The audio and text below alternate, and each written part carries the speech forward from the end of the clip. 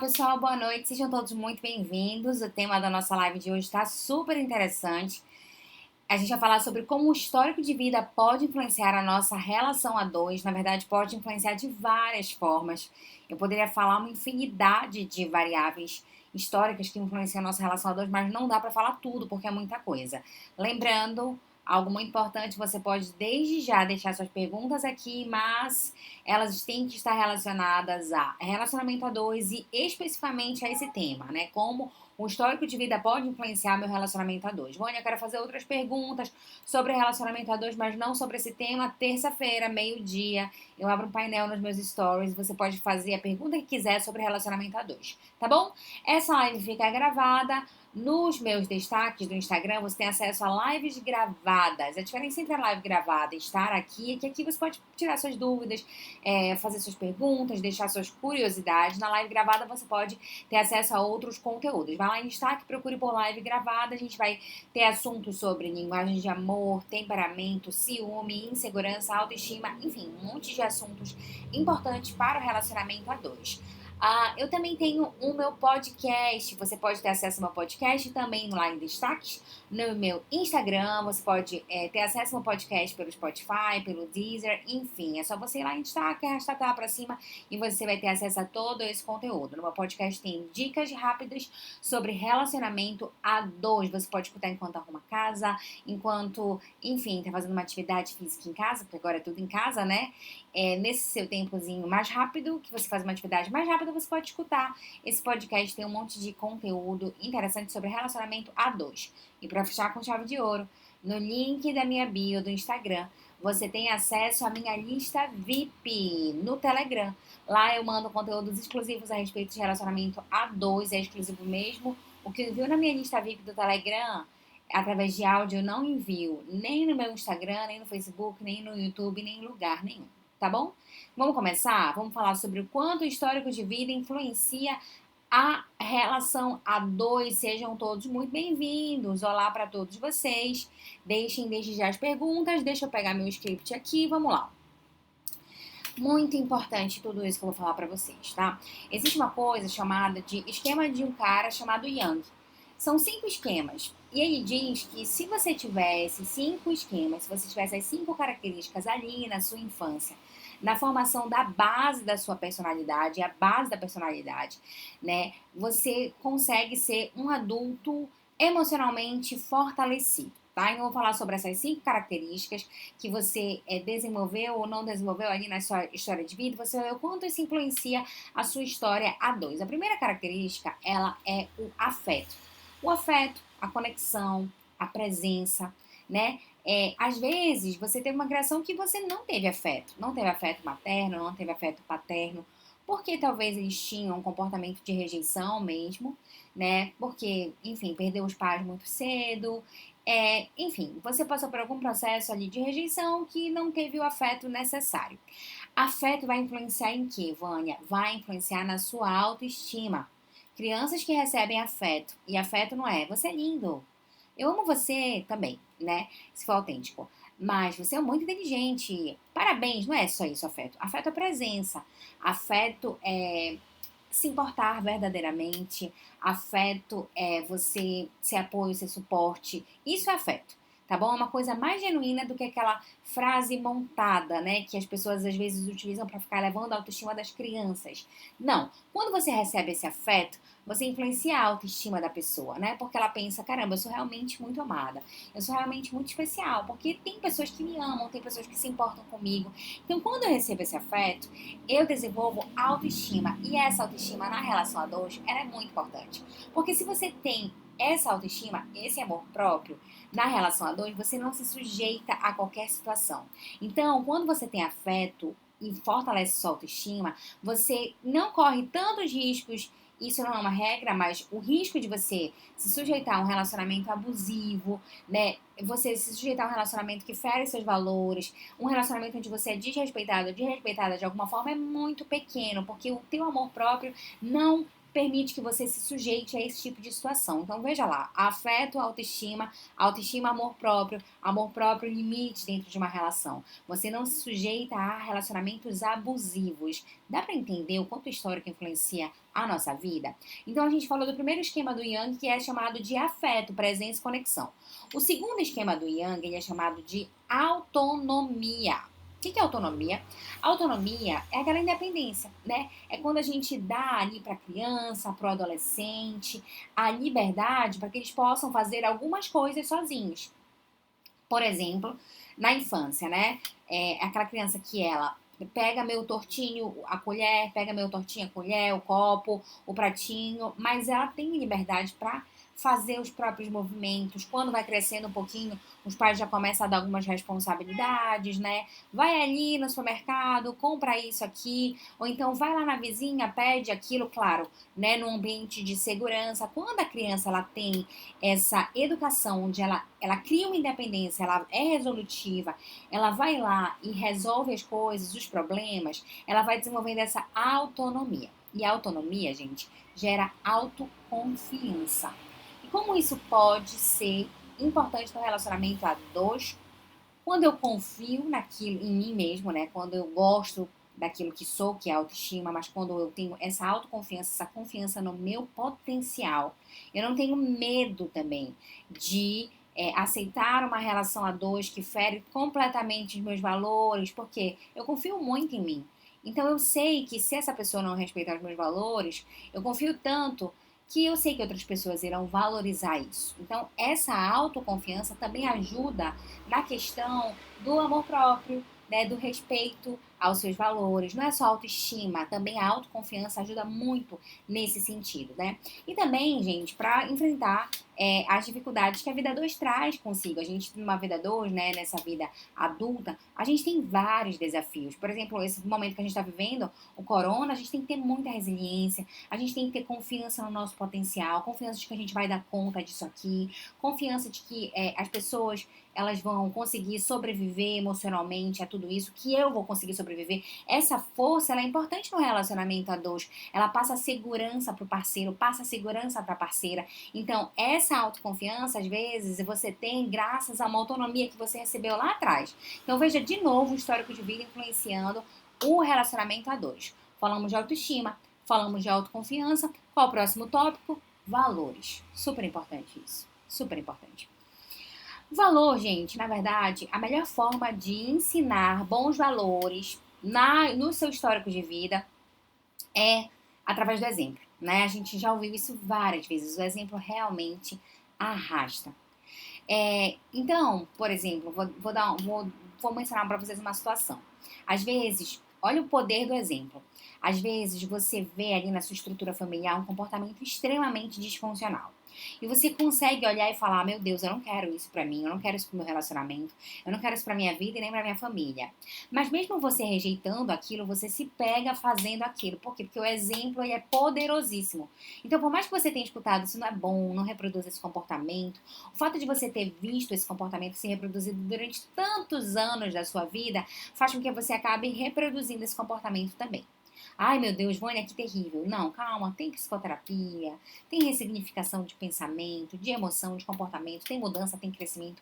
Não é porque você viveu num histórico familiar super disfuncional, isso influenciou as suas emoções, o teu comportamento, que você vai ter um relacionamento disfuncional também. Não entre nesse jogo, porque isso não é verdadeiro, tá? Então, os valores, eles são ensinados através da prática. Imagina, né, como é que eu aprendo a respeito do respeito, que é um valor super importante no relacionamento a dois.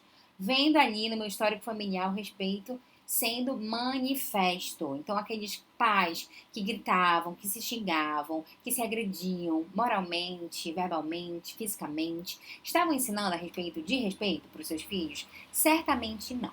Então, esse valor não foi bem repassado para aquela pessoa. Ela corre risco de reproduzir esse comportamento, né?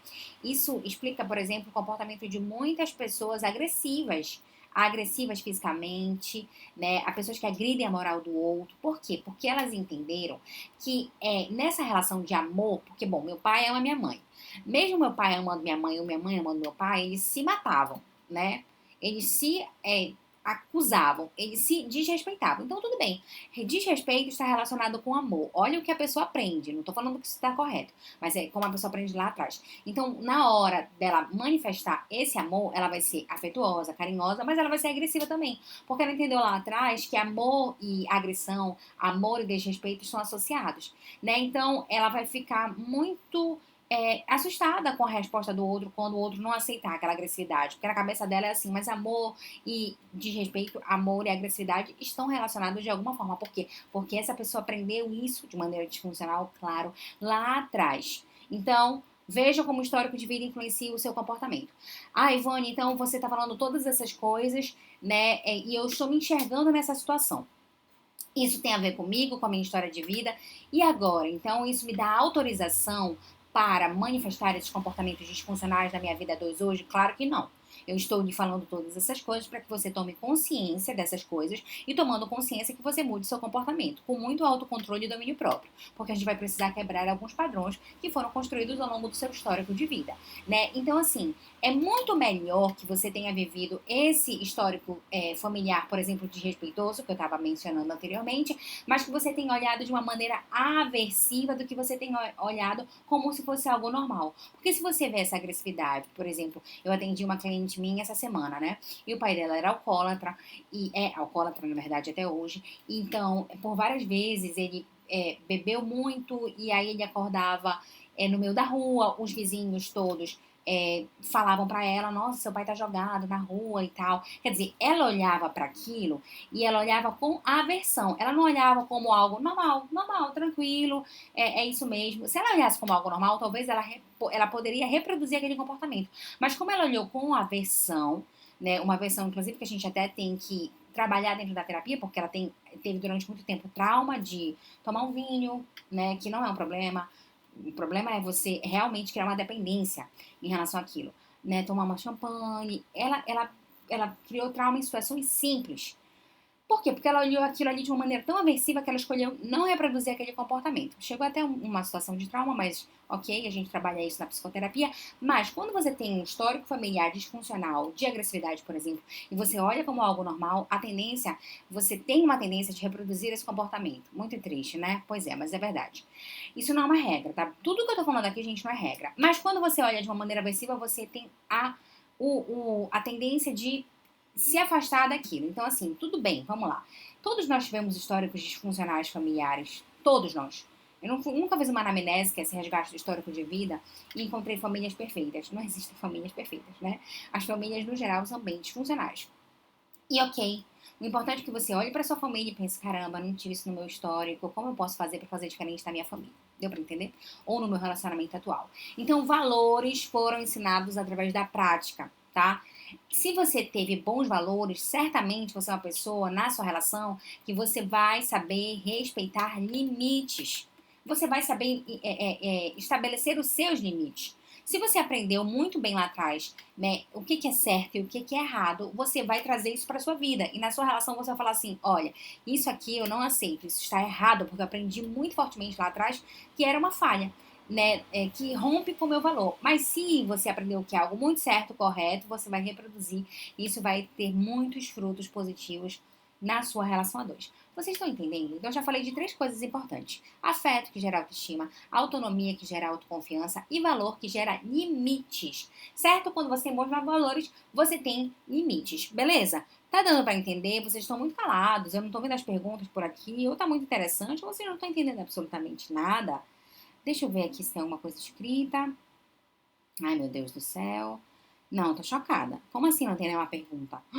Isso não acontece. Isso não é o meu público, não é minha rede social. Ai, meu Deus do céu. Pronto, voltou. Bom, deixa suas perguntas aqui, tá? Por favor, vamos lá. Deixa eu baixar aqui. Estão entendendo? Fiz, ok, eu tô amando. Pronto. Obrigada, Naira, porque aí eu tenho certeza, tá muito interessante, ok, Évora. Pronto, não estou falando besteira, as pessoas estão entendendo, né? Beleza, show. Então falamos de afeto, falamos de autonomia, falamos de valores. Ah, vamos falar agora de orientação ao outro. Outra coisa muito importante presente nesse esquema do Yang. O que é orientação ao outro? Orientação ao outro, gente, é aquela pessoa que ela foi educada. Ah, vamos falar numa linguagem popular, puxar o saco dos outros. Acredite, É muito chocante a gente ouvir isso. É surreal. Mas existem pais que educaram e educam seus filhos para ficar puxando o saco das outras pessoas, para ficar agradando as pessoas. Isso é terrível, porque aquele pai ele até pensa, é bom, porque é sempre bom a gente ficar agradando o outro, né? Porque uma mão lava a outra, aquela coisa de ganhar, se beneficiar de alguma forma. Isso é péssimo. E quando você ensina o seu filho a ficar agradando a outra pessoa, esse adulto, na relação a dois, por exemplo, não vai ser um adulto autêntico, né? Eu fingi tanto, eu forcei tanta barra para poder ficar agradando as pessoas, que eu abri mão da minha verdade. Então eu falava coisas que eu não estava sentindo, eu fazia coisas que eu não queria fazer. Então a minha autenticidade, ou seja, a minha vontade, a minha verdade, não vale de absolutamente nada, não é verdade? Então quando eu vou para a relação a dois, para que eu preciso ser verdadeiro? Para que eu preciso ser autêntico?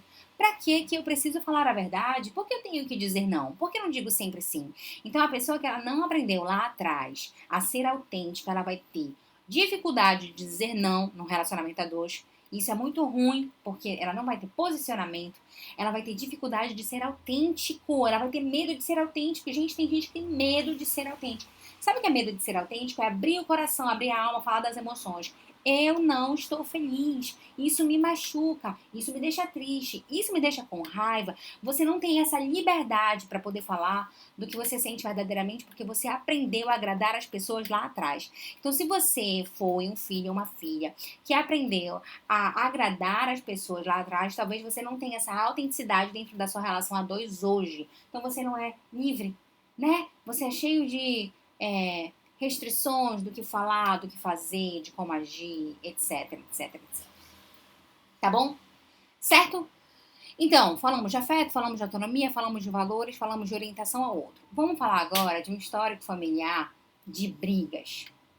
Então, imagina que você teve um histórico familiar, né, onde os seus pais não sabiam dialogar. Então, eles se agrediam verbalmente, às vezes até fisicamente, se xingavam, falavam palavrão, gritavam. O que você aprende?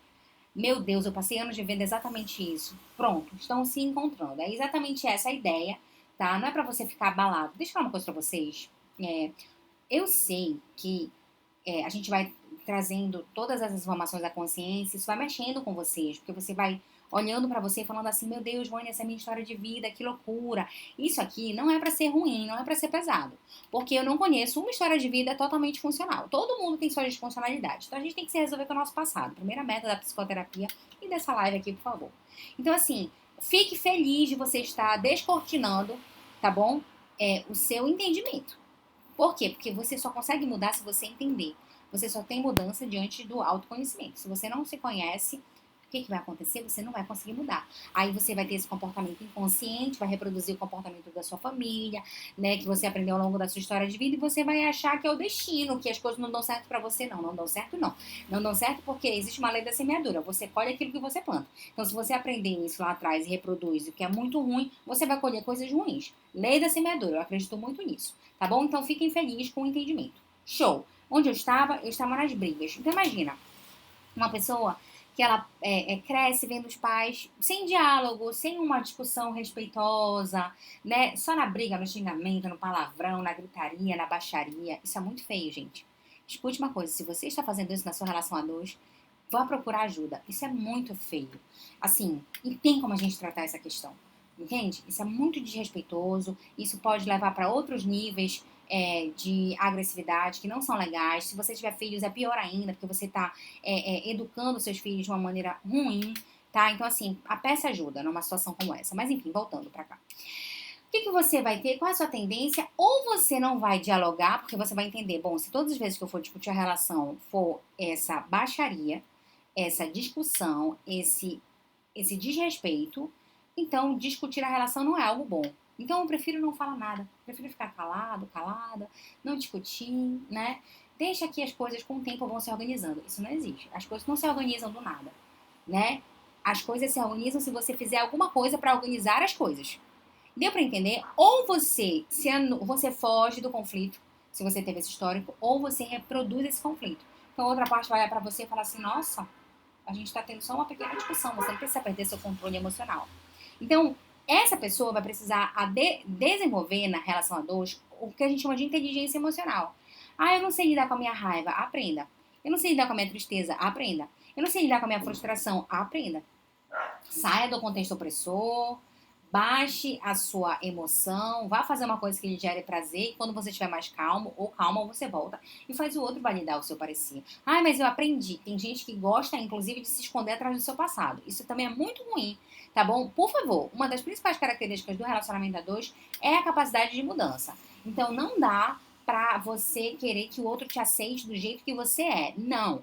O relacionamento não funciona assim. O relacionamento são duas pessoas que elas olham pra elas e pensam, nossa, nós somos pessoas completamente diferentes do que éramos quando nos conhecemos. Por quê? Porque estamos muito melhores. Então essa história de você me conheceu assim não é bom nem pra você um negócio desse. Você me conheceu assim, mas essa versão é muito ruim pra você, inclusive. Então não queira ser uma versão ruim. Seja a sua melhor versão. É meio clichê essa frase, mas ela é verdadeira. Tá? Entendeu? Então, essa pessoa que aprendeu a brigar lá atrás, ou ela briga ou ela foge da briga. Vânia, vai ser sempre assim? Claro que não, porque comportamento não é regra. Não existe regra para comportamento. Então, não é porque você teve essa história que você vai funcionar desse jeito. Não, porque tem a sua personalidade, seu temperamento, né? Tem os seus relacionamentos interpessoais que vão influenciar a sua maneira de pensar, sentir, se comportar e pode mudar esse cenário, né? Eu tô falando para vocês o que acontece no geral, tá, gente? Média, tá? Isso não é exatamente o que vai se desenvolver na sua vida dessa forma. Então, eu falei do afeto, da autonomia, dos valores, da orientação ao outro e das brigas, tá bom?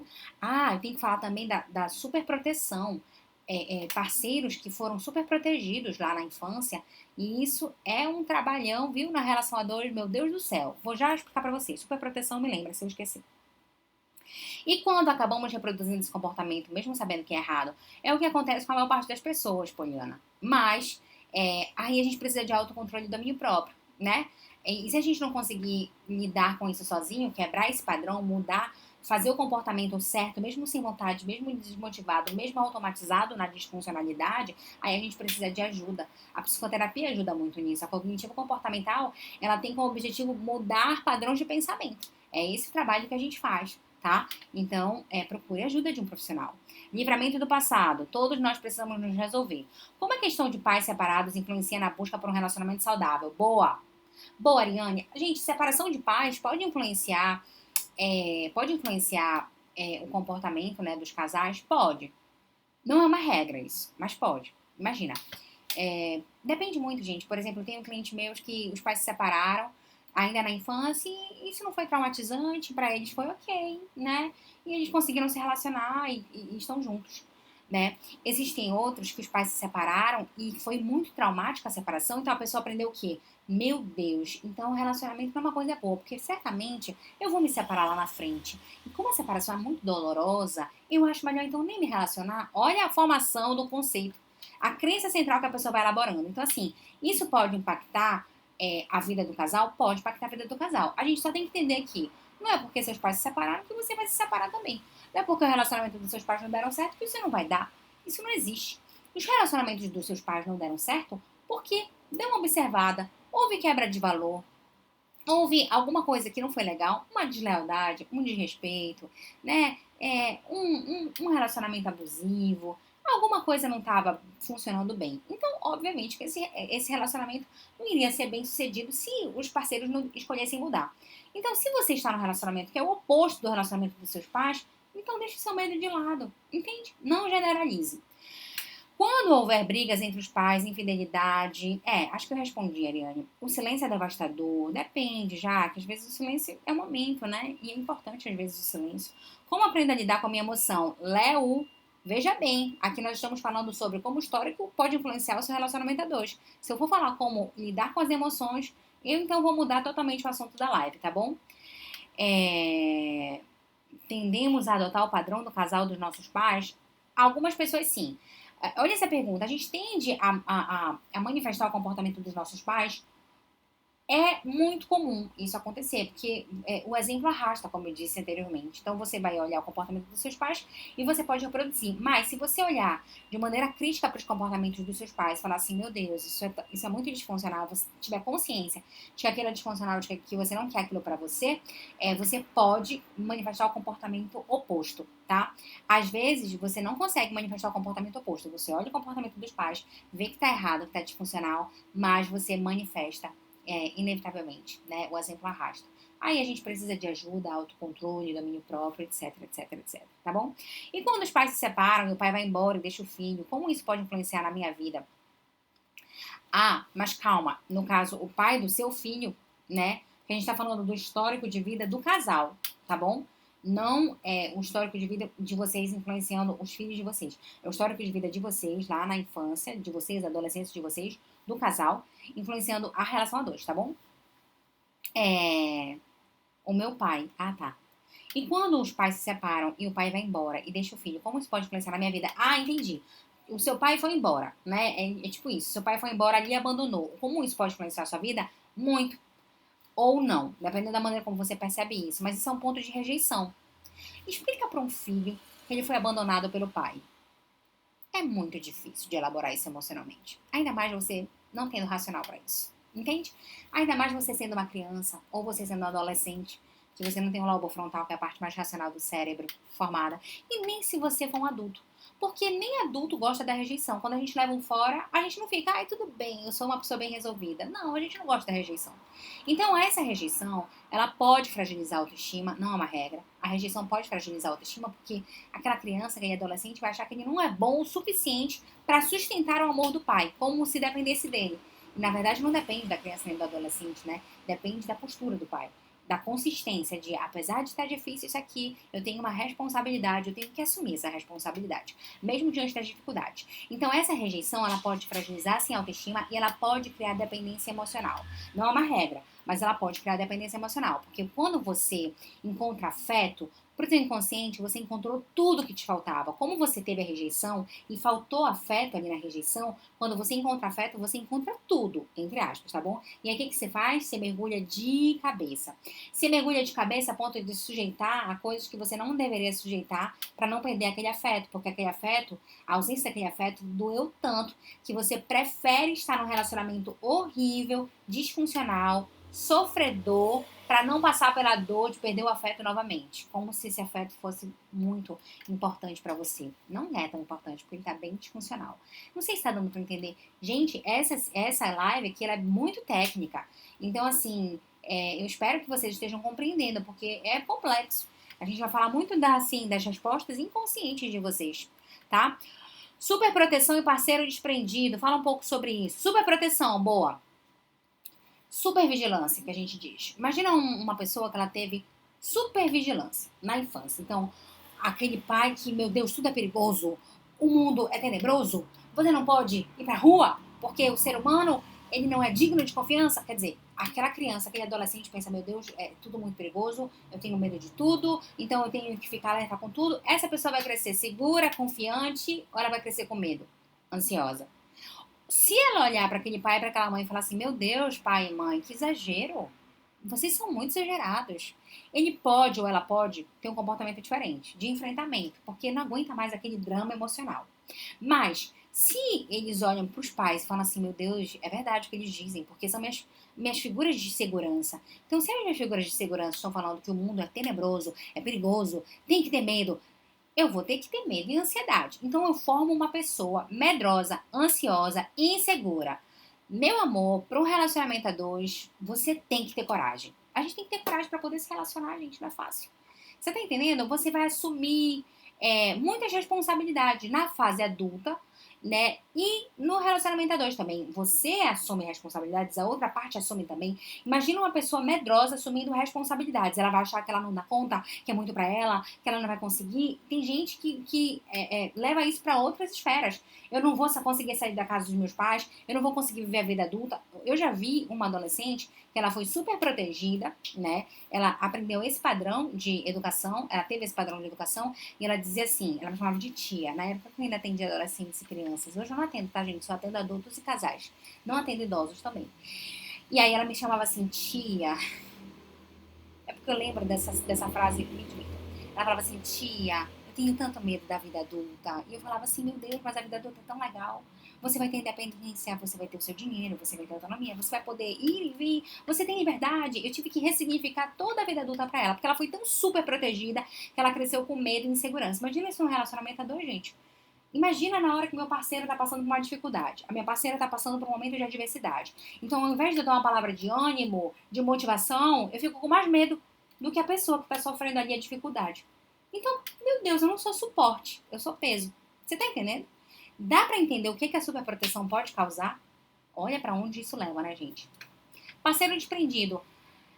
Claudinete, como assim? Mas exatamente o que do desprendimento você quer saber? Porque o desprendimento é tão amplo, então eu não sei, assim, sobre o que falar, tá bom? A falta de afeto na relação pode ser reflexo da falta de afeto dos pais? Pode. Mas não é isso, necessariamente apenas. Pode ser temperamento. Às vezes tem temperamentos que não são tão afetuosos. Escalas da personalidade, tá bom? Mas pode ser sim. Imagina que você aprendeu que abraço, beijo é uma coisa muito estranha. Ai, aí você não vai querer abraçar, beijar, porque aquilo ali vai ser estranho pra você. Porque você aprendeu dentro da sua casa que isso é um comportamento estranho. Deu pra entender? Fui criada ouvindo que meu pai preferiu abandonar os filhos. Hoje vejo que os vícios os afastaram. Que bom, né? Porque assim, é uma diferença grande entre uma pessoa que tem um vício e abandona o filho e uma pessoa que não tem nenhuma disfuncionalidade e abandona o filho. Abandonar os filhos é bem ruim, sempre, tá? Mas o vício, ele é uma doença. Ele é uma doença. É, é muito triste a dependência química. Eu não trabalho com dependentes químicos, né? Mas eu já tive algumas atuações e precisa de tratamento mesmo para se libertar disso, porque é mais forte do que a pessoa. É o corpo, né? É uma necessidade orgânica. Então, isso vai gerar, obviamente, constrangimento, traumas, medos, né? Abandono muitas vezes. É necessário o tratamento para que haja uma formação boa e, obviamente, esses filhos sejam adultos saudáveis nas suas relações a dois, tá bom? Mas ainda bem que você aprendeu, que você entendeu que você não foi rejeitada, abandonada, né? Quer dizer, houve uma rejeição, mas não foi intencional. Às vezes foi por uma doença não tratada, tá? Minha mãe sempre me falou isso, que meu pai me abandonou. Deve ser por isso que me senti insuficiente nas relações. Isso é uma outra coisa importante, né? Já viram aquelas criações? Você tem que casar com. Você tem que casar com seus livros, né? Homem nenhum presta, toda mulher é vagabunda. Essas generalizações são muito ruins. Casamento é uma falácia. Ixi, relacionamento a dois é problema. Olha os conceitos que você foi aprendendo. Você acha?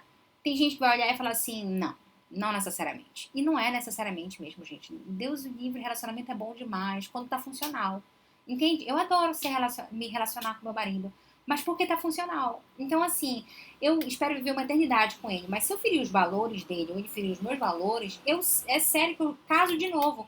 Porque é tão bom quando tá funcional o relacionamento a dois, que eu recomendo pra todo mundo, que eu sou terapeuta de casal, você tá entendendo? Então, assim, isso é trauma. Então, se você tem medo de homens, medo de mulheres, medo de relacionamento, medo de formalizar a relação, namoro, mas eu não quero casar, ou então estou ficando, mas eu não quero namorar, e dá uma olhada no seu histórico, de repente você construiu isso lá atrás de uma maneira disfuncional, né? Não é porque o relacionamento dos seus pais, dos seus amigos, dos seus tios, seja lá o que for, não foi bem sucedido, que o seu não vai ser. Olha de uma maneira racional e crítica e pensa, por que não foi? Porque meu tio tem essa postura, meu pai tem aquela, minha mãe tem aquela outra. Aí você vai começando a ver que, na verdade, não é que relacionamento não funciona, né, gente? É que existem posturas que quebram valores. E, obviamente, se a gente mantiver essa postura, relacionamento nenhum vai ser bem sucedido. Então, isso influencia, sim, gera trauma, gera medo, gera insegurança. Vânia, meu pai se separou da minha mãe, eu tinha 7 anos, eu tive uma sensação de abandono, eu sofri muito. E quando eu passo por algum tipo de término, eu sofro muito e me dá aquela sensação de abandono. Muito normal isso. Pode ter a ver com a minha vivência na infância? Pode sim. Pode, porque você aprendeu que ser abandonado é uma dor imensa. Deixa eu te falar uma coisa. Existe uma diferença grande entre ser abandonado por um pai e uma mãe. É bem grande essa dor, né? E você ser abandonado por uma pessoa que não tem esse vínculo todo com você. Mas você generaliza. Você acha que é o mesmo nível de dor. E não é o mesmo nível de dor. Não é. De verdade. A menos que seja uma pessoa muito valorosa, que tenha muitos bons valores, que seja uma pessoa que te respeita, que seja leal. Mas essa pessoa, se ela for essa pessoa, ela vai, até pra terminar uma relação, ela vai ser funcional. Entendeu? Então, assim, não generaliza a sua dor. Talvez seja trauma mesmo, tá bom? Boa noite, querida, boa noite. Desprendimento no sentido de achar que você nunca vai receber atenção devida. Entendi. Aliás, eu não entendi, não. Um abraço pro Amapá. Amapá, um abraço. Nossa, passei por essas generalizações. Ouvi tudo isso da minha mãe. Casar com meu emprego, tá vendo? Aí, ó, o que, que você pensa? Você pensa o quê? Que você tem que trabalhar, trabalhar, trabalhar, ganhar dinheiro, e que casamento fica pra depois, mas aí você tem uma necessidade afetiva. E se você for relacional? Porque tem gente que não é relacional, gente. Eu tenho clientes minhas que não são relacionais, eu tenho clientes meus que não são relacionais. Então, essa semana eu conversei com uma. Não, tá tudo bem se eu não tiver um relacionamento, mas tudo bem genuinamente. Não é aquele tudo bem meio que querendo se enganar, sabe? Ok, mas às vezes você é racional, você aprendeu que você tem que casar com seus livros, e aí quando você quer casar com algo que não seja seu livro, que seja uma pessoa, você não consegue. Por quê? Porque você aprendeu, você absorveu lá atrás que relacionamento é uma coisa ruim. Pare com essa bobagem. Vamos quebrar essa crença agora. Experimente você o relacionamento a dois de acordo com seus valores, faça uma escolha assertiva, baseada nos seus valores, e se você tiver uma experiência disfuncional, aí sim você pode dizer que o relacionamento não foi legal com você, tá bom? Mas generalizar, não, relacionamento é ruim, case com o seu trabalho. Não, eu sou uma pessoa extremamente trabalhadora, acho que vocês, bom, 21 e 23 fazendo uma live toda segunda e quarta, é muito trabalhadora uma pessoa dessa. Mas eu tenho meu relacionamento. Entende? Então dá pra gente fazer tudo. Inclusive nesse momento de quarentena, a gente tem que cuidar da casa, tem que trabalhar e ajuda, investe no relacionamento a dois. Enfim, tem uma série de variáveis. Não é porque você vai, quer dizer, a sua vida é só trabalho ou a sua vida é só relação a dois. Não, a gente tem uma capacidade de ser dinâmico, tá bom? Como assim não são relacionais? É que tem gente que não gosta de se relacionar mesmo, Juliana, né? Não, tem gente que não gosta de se relacionar aqui. Ou então, não é que não gosta, que tem uma versão. É que pra ela tanto faz, verdadeiramente, genuinamente, estar numa relação ou não. É isso. Respeita as autoridades. Isso é muito importante, gente. Imagina uma pessoa que ela não aprendeu a respeitar pai e mãe. Ou, eu não tive pai e mãe, tive vovó, tio, tia, tá? Veja bem, essa pessoa, ela não aprendeu a respeitar pai e mãe, que são as autoridades máximas na nossa vida, ou vô e vó, ou tio, tia, enfim, essa pessoa não aprendeu a respeitar as autoridades máximas. Você acha que ela vai me respeitar? Pode ser que sim, mas pode ser que não, né? Já viram a fala de uma pessoa, o prior do BBB? Eu não respeito minha mãe, eu não lembro o que ele falou. Eu grito com a minha mãe, eu não vou gritar com você. É um pouco daquilo, né? Aliás, eu nem gosto de ficar falando das pessoas assim, porque eu acho que cada pessoa tem sua história, suas motivações, enfim, né? Mas eu vou pegar esse exemplo. Mas é um pouco disso, inevitavelmente. Eu não respeito a minha autoridade máxima. Como é que eu vou respeitar uma pessoa que ela não tem essa relação de autoridade comigo? Tem uma relação de equidade, de igualdade. Então, as pessoas que não aprendem a respeitar a autoridade lá atrás, historicamente, elas podem, não é uma regra, porque tem gente que não teve essa relação, né? Porque foi abandonado, teve que se virar, mas tem um respeito absurdo pelo próximo, tá? Mas isso pode ser reproduzido, sim, desrespeito, por não ter aprendido a respeitar a autoridade. Super acompanho você, parabéns, está abrindo bem minha mente com essas lives. Inclusive, estamos aqui assistindo juntos, eu e meu esposo. Completamos 3 anos de relacionamento. E parabéns! Graças a Deus, tudo bem, muito bem. É essa a ideia, tá? Vamos lá. Respeita as regras. Isso aqui é super importante. Gente, assim, existem pessoas que elas foram criadas para desrespeitar as regras.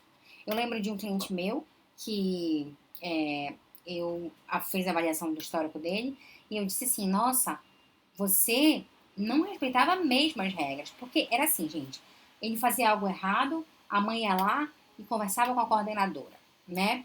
Ele não podia dirigir, mas ele queria um carro. Então a mãe foi lá e comprou um carro para ele.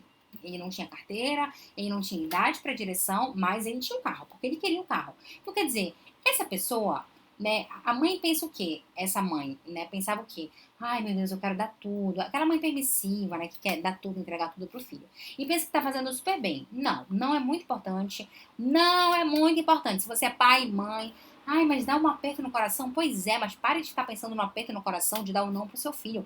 Pense na resiliência que você está desenvolvendo nessa criança, gente. Porque assim, é melhor ela levar não com você. Porque o não do mundo, sem ser treinado com o não de casa, é muito doloroso. É melhor ela aprender a levar não dentro de casa, que é o não amoroso, pra quando levar um não no mundo, ela tá meio que dessensibilizada. Do tipo, ah, tá, tudo bem, né? Isso é uma pessoa resiliente. Então, essa pessoa que ela não aprendeu a respeitar regras, que ela não tinha limites, né, que ela errava e os pais não corrigiam, muito pelo contrário, desautorizavam as autoridades que tentavam corrigir aquela criança, essa pessoa, ela não vai respeitar limites, regras. Então, ela vai ter uma negociação aqui com o parceiro ou parceira, olha, a gente tem que ser leal ao outro, né? A gente tem que ser fiel, a gente tem que se respeitar. E ela vai falar assim, ah, tá bom, tudo bem. Só para poder passar de assunto. Mas na hora de colocar em prática, ela não vai colocar em prática aquilo. Por quê? Porque ela não aprendeu a respeitar os limites. Quando eu não respeito limites, eu não sou uma pessoa resiliente. Você sabe o que é resiliência? Resiliência é você fazer as coisas mesmo sem vontade de fazer. Isso é ser resiliente, por exemplo. Né? Então, você aprende, por exemplo, que tem que ir para a escola, mesmo sem vontade de ir para a escola. Eu lembro bem, eu falo muito, eu brinco com a minha mãe até hoje, né? Eu só falo inglês por causa da minha mãe. Eu lembro que teve uma fase que eu odiava ir para aula de inglês. E aí, um belo dia, eu falei, nossa, mãe, tô passando muito mal, tô com uma super dor de cabeça. E ela falou, nossa, filha, então você pode ficar em casa. Zero dor de cabeça, né? E aí eu, caramba, funcionou, né? Então, no outro dia, mãe, eu tô muito mal, realmente, eu não tenho condições de ir pra aula. E aí ela me sacou, né? Ela falou assim, interessante, Vânia. Tá com dor de cabeça, tá passando mal só na hora da aula de inglês, né? Pois você vai morrendo, eu lembro bem, minha mãe falava assim, pois tu vais morrendo pra essa aula de inglês, mas tu vais. Então, aí quando eu percebi, meu Deus, né? Eu tenho que fazer as coisas que precisam ser feitas mesmo sem vontade de fazer. Hoje, isso funciona muito fortemente na minha vida, porque vocês acham que eu queria estar aqui dando essa live, apesar de eu gostar muito e ter muito respeito por vocês, ou vocês acham que eu queria ter deitado na minha cama assistindo minhas séries? É claro que eu queria ter deitado na minha cama assistindo mais séries, mas eu tenho meu compromisso com vocês, né, de estar aqui às 20h47 para dar essa live. Então, isso é resiliência também. É você fazer as coisas mesmo sem vontade de fazer. É você passar pelas dificuldades e você enfim, se ressignificar, enfrentar e dar continuidade na vida. Então, a pessoa que aprende limite lá atrás, ela aprende a respeitar as regras, né? Ela aprende a ser uma pessoa resiliente, forte. Deu pra entender? Espero que sim. Respeita as regras, tá bom? Vamos lá? Vai ser um adulto problemático, criando um monstrinho. Ai, gente, eu não gosto desses termos, porque às vezes, né? Às vezes a pessoa é uma pessoa maravilhosa depois de tudo isso. Meu marido não me respeita, meus filhos já estão me desrespeitando. Muito ruim isso aí, Dá. Muito ruim. Isso é muito ruim. Deixa eu falar uma coisa pra vocês. Pai e mãe, vocês não concordam um com o outro. Vocês têm direito de não concordar. Mas não desautorize o seu parceiro ou a sua parceira na frente da criança, na frente do adolescente. Por quê? Porque você está ensinando o seu filho a lhe desautorizar e desautorizar o seu parceiro ou a sua parceira. Tá entendendo? Então, assim, não concordo, você chegou a dois, olha, a gente vai ter que alinhar isso aqui, porque não é bem assim que as coisas funcionam. Então não me desautorize na frente da criança, do adolescente, tá entendendo? Muito cuidado com isso. A internet caiu, mesmo na hora que você ia ler minha mensagem. Eu estou fazendo 3 anos. Ah, eu dei parabéns pra você, Socorro. Obrigada, linda. Obrigada, Carla. Falo muito isso pros meus filhos, principalmente agora com aulas online. Então, bora lá. Bora lá. Por último, vamos falar agora, por último, para fechar com chave de ouro, a respeito do papel, né? Do filho mais velho, do filho do meio, da filha mais nova, do filho único, né? Como isso pode influenciar a postura da pessoa no relacionamento a dois. E se você tiver perguntas, você deixa logo aqui, porque depois desse tópico a gente encerra a live, tá bom? Isso não é uma regra. O que eu vou falar não é uma regra, os estudos falam muito isso, inclusive tem um livro muito bom, Disciplina Positiva, da Jane Nelson, e ela fala um pouco sobre isso nesse livro. O quanto o papel do filho mais velho, do filho do meio, do filho mais novo, do filho único influencia na relação a dois e na vida adulta como um todo, né? O que é o filho mais velho? No geral, se não houver inversão de papéis, no geral. O filho mais velho geralmente é aquele filho que assume muitas responsabilidades desde cedo, né? Quando os pais saem de casa, eles não pedem pro filho mais novo cuidar do filho mais velho. É geralmente o filho mais velho que cuida do filho mais novo, né? Isso faz com que esse filho assuma uma responsabilidade desde cedo. Então, geralmente, isso isso pode gerar nessa pessoa que é uma relação com a cobrança, né? Porque ele aprende a ser cobrado desde muito novinho. Porque pra gente, vamos lá, pra gente é assim, cuida do seu irmão mais novo é uma coisa muito simples. Mas para uma criança, cuidar de outra criança é muita coisa. Então ele acha uma super responsabilidade e às vezes fica com medo, ansioso, né? E aí ele começa a ser uma pessoa que se cobra muito. Vocês estão conseguindo me ouvir? Porque deu uma pausada aqui. Vocês estão conseguindo me ouvir? Porque pausou devido à baixa conexão com a internet. Então eu preciso ouvir um ok, Ivone, estou te ouvindo, para eu poder saber se dou continuidade ou não. Vai que de repente vocês não estão me escutando assim, então vou dar continuidade. Então tá. Então, os filhos mais velhos geralmente são pessoas que se cobram muito do outro, assumem muitas responsabilidades desde cedo. Então, se você é casado ou casado com uma filha ou um filho mais velho, pode ser que essa pessoa seja uma pessoa que cobre muito de si e do outro. Quem se cobra muito do outro. Entendeu? Isso é uma regra? Não, porque existem filhos mais velhos que não se cobram tanto. E tudo bem, tá? Tudo que eu vou falar aqui não é regra, gente. Não é regra, pelo amor de Deus. Filhos mais novos. O que são os filhos mais novos? Os filhos mais novos são os filhos da concessão. Concessão com C, né? Então, é assim. Se uma criança vier aqui e ela pedir pra mim essa xuxinha, eu pego a xuxinha e dou pra ela. Porque pra mim essa xuxinha não tem significado nenhum. Entende? Então, essa é a criança mais nova, é o bebê da casa.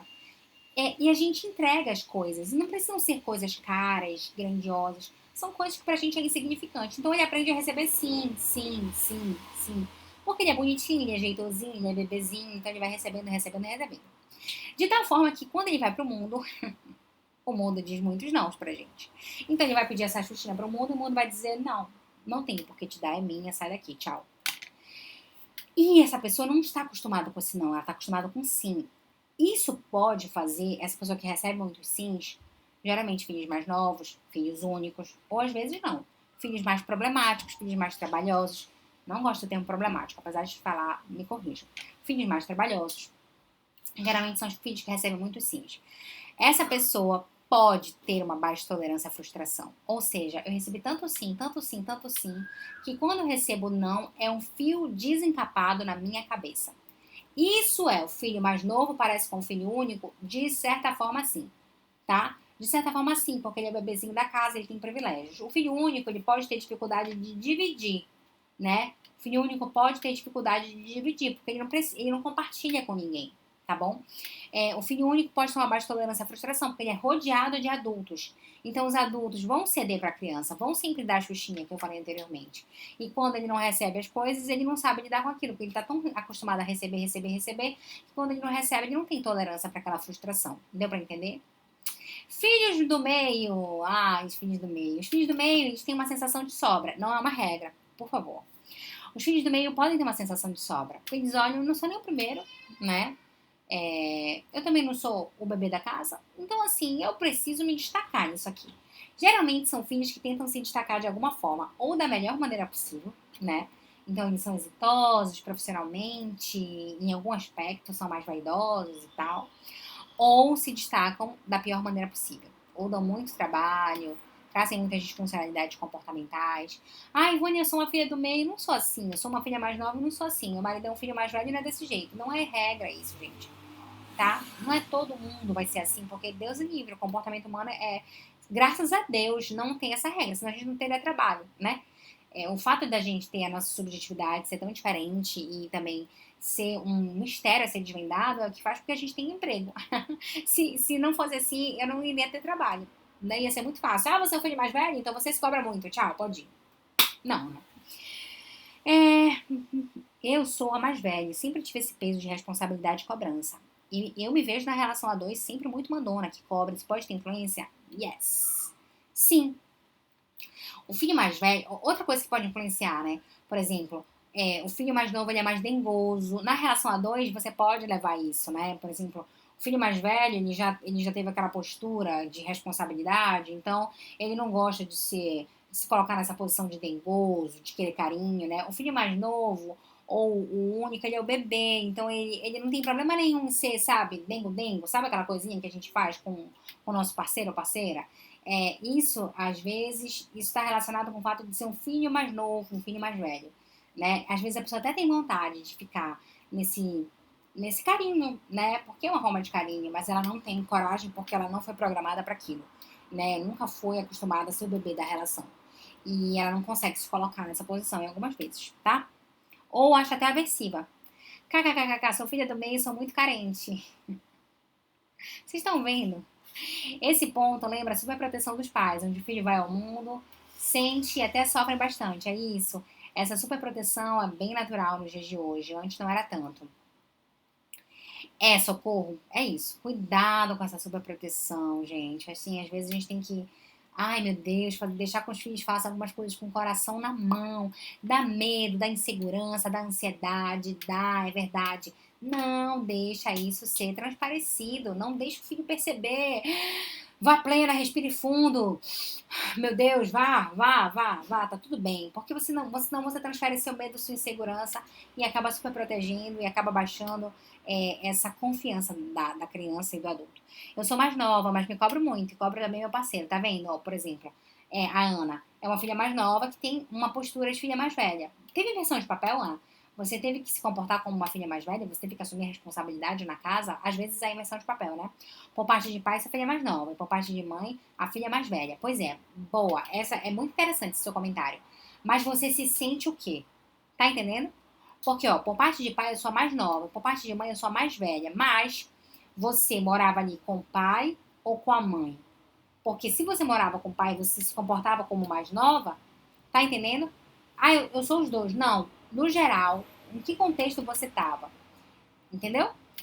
O filho do meio costuma ter muitos complexos, tem tendência a se isolar e se sentir o patinho feio da família? Às vezes sim, Ninha. Sim. Sou filha única e muito super protegida, mas não é uma regra, tá, Ninha? Daí encontro dificuldades nos meus relacionamentos porque acho que nunca recebo atenção devida. Boa! Isso tem tudo a ver. Às vezes eu recebi tanto afeto, tanto carinho, tanto sim. Não recebi não dos meus pais, eu sou bebê da casa, eu recebo essa atenção que quando eu acho que o outro não tá me dando afeto suficiente, meio que igual meu pai e minha mãe, eu acho que aquela pessoa não é boa o suficiente, não. Porque pra ser bom, tem que entregar todo o afeto que eu preciso. Cuidado, talvez seja a sua carência. Então aí você precisa de ajuda a trabalhar a sua carência, senão você sobrecarrega o outro, tá bom? É isso. Sem perguntas, por parte de pai, blá, blá, sou mais nova, Pânia. Sou mais velha, mas fui criada pelos avós como única. Sou muito possessiva. Olha, tá vendo, Valéria? Você é mais velha, mas foi criada como única. Então você vai ter o comportamento da filha única, não da filha mais velha. Deu pra entender? Filho único, tudo, entreguei tudo. Então eu tenho uma baixa tolerância de frustração, quero tudo pra mim, sou possessiva, tenho dificuldade de dividir, porque não fui ensinada a dividir. Você acha? Imagina, gente. Você tem uma boneca. Você acha que seu avô e sua avó vai querer o seu boneco? Sua boneca? Ah, tem um bolo de chocolate, né? E você acha que seu avô vai dizer não pro neto? Que é um bolo de chocolate? Você vai receber muito sims. Então, isso pode gerar esse comportamento mais possessivo, sim. Tá bom? Certo? Não teve inversão de papéis, porém sempre quis ter minha independência, por isso me cobro. Por incrível que pareça, não estou com essa independência plena, que me faz muito mal. Ah, então já tem uma explicação, né? Meu irmão do meu costuma a gente falar durona, já chegou a dar a entender que se sentia mais de lado. Tá vendo só, gente? Olha, só você justificando o que eu falei anteriormente. Não é regra tudo que eu falei aqui, mas no geral acontece muito isso, tá? Acontece com muita frequência. Eu espero ter educado vocês de alguma forma. Espero que essa live seja transformadora para a relação de vocês, para o entendimento de vocês. Foi um prazer estar por aqui. Até segunda-feira, nosso próximo encontro. Beijos, se cuidem mesmo. De verdade, lavem as mãos, usem álcool em gel, façam distanciamento, isolamento e o que for necessário para a gente deixar esse momento passar. Vai passar, tenham fé, acreditem e controlem os pensamentos pra gente não ficar ansioso. Tudo bem, vez ou outra, eu ficar triste. Tudo bem, vez ou outra, eu sentir medo. Tudo bem, vez ou outra, eu sentir, sei lá, uma frustração. Mas essa emoção, esse sentimento não pode ser regra. Tem que ser exceção. Você tem que sentir, elaborar e deixar passar. Você é incrível, obrigada, linda. Obrigada, maravilhosa. Sempre mandei na minha mãe, não tive pai, me tornei um homenzinho da casa e hoje meus maridos têm que me obedecer e sofro. Verdade, Ju. É verdade, autocontrole do domínio próprio, tá bom? Beijos, boa noite.